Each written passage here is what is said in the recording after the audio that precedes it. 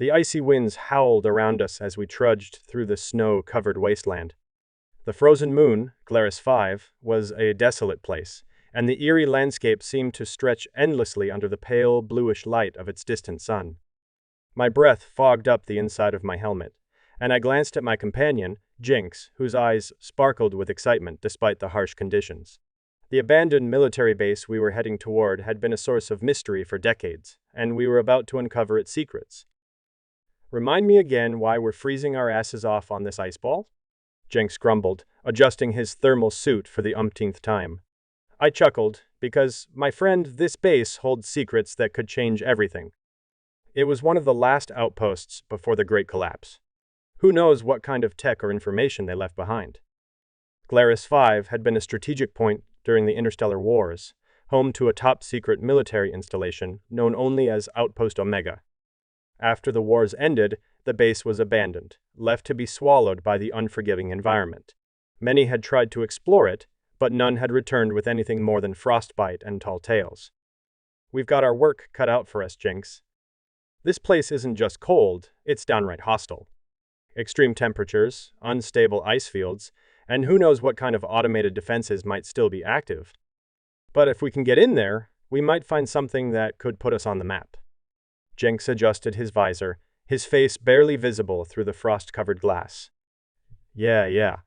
Just as long as we don't end up like those poor suckers who tried before us." Our journey to the base was no picnic. The snow crunched under our boots as we navigated treacherous crevasses and avoided thin ice that could plunge us into frigid waters below. We had to stop several times to recalibrate our equipment due to the extreme cold affecting the sensors. "Hold up," I said, waving a hand to signal a stop. "We've got something up ahead." Jenks squinted through the frosty visor of his helmet. "Is that a downed drone?" We approached cautiously, and sure enough, it was a military drone, half buried in the snow. Its once sleek frame was now covered in ice, and its power core was long dead. "Looks like it went down years ago." "Think we can salvage anything?" Jenks asked, already prying open a panel with his multi-tool. "Maybe. Let's see if there's anything useful in the databanks." After a few minutes of tinkering, we managed to extract a data module. It wasn't much, but it could contain valuable information about the base's layout and defenses. "Nice find, Jenks. Let's keep moving. We're burning daylight, and this cold is starting to get to me." We pressed on, encountering more remnants of the past, broken-down vehicles, abandoned equipment, and the occasional skeletal remains of those who had perished in the frozen wasteland. Each discovery added to the sense of foreboding that hung over us like a dark cloud. As we continued, Jenks and I fell into a rhythm, our breath visible in the icy air. The landscape was both beautiful and terrifying, a frozen tableau of nature's harshest elements. The silence was almost oppressive, broken only by the crunch of our boots and the occasional creak of the ice. "Hey, remember that time on Xylos Prime?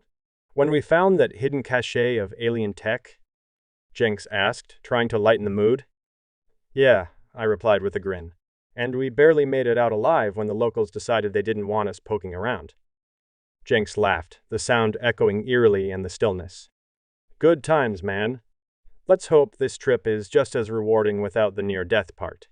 Finally, the imposing structure of Outpost Omega loomed ahead, half buried in ice and snow. The main entrance was sealed tight, but a gaping hole in the sidewall looked like it had been blasted open, perhaps by a desperate escape attempt or an enemy attack. "Looks like our way in," I said, pointing to the breach. "Think it's safe?"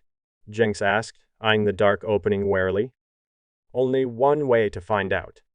We carefully made our way through the jagged opening and into the base. The interior was dimly lit by emergency lights that flickered sporadically. The air was stale and cold, and the walls were lined with frost. We moved cautiously, every creak and groan of the ancient structure putting us on edge. "Hey, check this out," Jenks whispered, pointing to a control panel. "Looks like it still has some power." I fiddled with the controls, and a holographic map of the base flickered to life. My eyes widened as I took in the layout. There was a secure area marked Command Center deep within the facility. That's our target. If there's any valuable intel left, it'll be there. We navigated the labyrinthine corridors, encountering locked doors and automated defenses that had long since fallen silent. The deeper we went, the more oppressive the atmosphere became. Finally, we reached the command center, a heavily fortified room with a massive blast door that was slightly ajar. "Help me with this," I said, straining against the frozen mechanism. With a grunt, we managed to pry the door open just enough to slip through. Inside, the command center was surprisingly intact. Consoles and displays lined the walls, and the central command chair sat like a throne in the middle of the room. But what caught my attention was the figure slumped over one of the consoles. "Is that a person?" Jenks asked, incredulous. I approached cautiously, my heart pounding in my chest. The figure was clad in a military uniform, frozen in place. It was clear they'd been here for decades, if not longer. But what really grabbed my attention was the console they were hunched over. It was still active, displaying a series of cryptic messages and data logs. "Looks like they were trying to send a distress signal," I said, scanning the logs. But it never got out.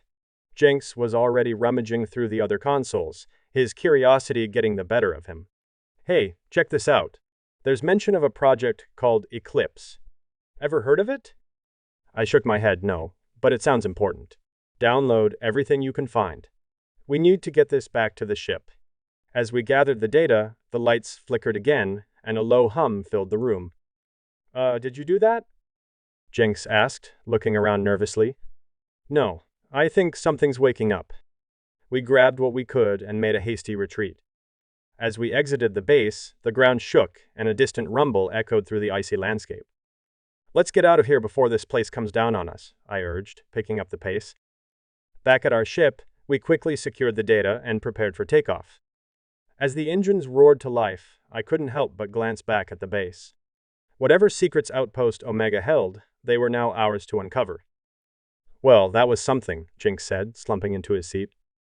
"Think we found anything worth all the trouble?" I smiled, tapping the data module. "Oh, I think we just hit the mother lode. Let's get off this planet and see what we can make of it." "Hold on tight, Jenks. I think we're in for one hell of a ride." Jenks laughed, his earlier grumpiness forgotten. "Wouldn't have it any other way, partner." And with that, we blasted off into orbit around the planet, ready to face whatever challenges lay ahead. The secrets of Glaris IV were ours to uncover. We spent the next few hours decrypting the data we had salvaged from the base. As we pored over the files, it became clear that Project Eclipse was more significant than we had imagined. Detailed schematics, research notes, and experimental logs painted a picture of a weapon or technology that had the potential to tip the balance of power in the galaxy. "Looks like this thing was a game changer," Jenks said, his eyes wide with amazement. "No wonder they kept it so secret." I nodded, feeling a mix of excitement and apprehension. "Yeah, and it looks like they were close to perfecting it before everything went to hell." As we delved deeper into the data, we found logs from the base's final days. It seemed the staff had been trying to complete Project Eclipse while dealing with a catastrophic failure of their environmental systems. The combination of extreme cold and lack of resources had led to a desperate attempt to signal for help. "These poor bastards never stood a chance," Jenks muttered, shaking his head. "They were sitting on a gold mine, and it ended up being their tomb." We pieced together the story of the base's downfall, and with each new discovery, the weight of our findings grew. This was more than just a historical curiosity. It was a treasure trove of lost knowledge that could have profound implications for the future. "All right, let's package this up and get it back to HQ," I said, closing the final data log. "We need to make sure this information gets into the right hands." As we prepped for the jump back to our home system, I couldn't help but reflect on the journey. From the frozen wastes of Glaris V to the depths of Outpost Omega, we had faced countless challenges and uncovered secrets that had been buried for decades. It was a stark reminder of the lengths to which humanity would go in the pursuit of knowledge and power. "Think they'll believe us?" Jenks asked, strapping himself into his seat. I smirked. "Oh, they'll believe us. And when they see what we've brought back, they'll know we've just changed the game." With a final nod, I engaged the jump drive, and we hurtled through the stars toward home. The mysteries of Outpost Omega were now part of our story, and I had a feeling it was a story that would echo through the annals of history.